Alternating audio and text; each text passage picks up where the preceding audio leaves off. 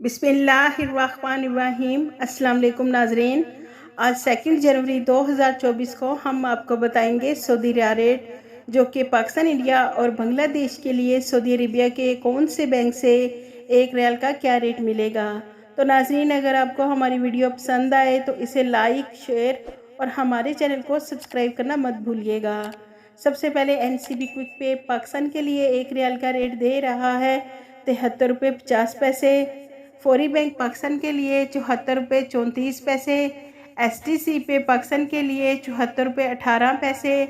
अलराजी bank Pakistan के लिए एक रियाल का रेट दे रहा है 73 रुपये 86 पैसे।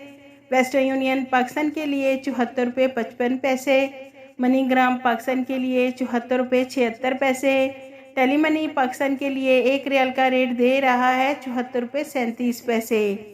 इंडिया के लिए NCB क्विक पे एक रियाल का रेट दे रहा है 21 रुपये 85 पैसे। फौरी बैंक इंडिया के लिए 21 रुपये 94 पैसे। STC पे इंडिया के लिए 21 रुपये 74 पैसे।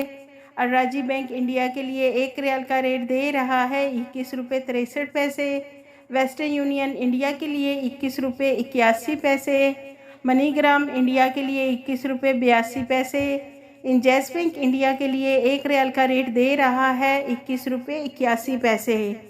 बांग्लादेश के लिए NCB क्विक पे एक रियाल का रेट दे रहा है 28.87 टका। फौरी बैंक बांग्लादेश के लिए 28.95 टका। STC पे बांग्लादेश के लिए 28.76 टका।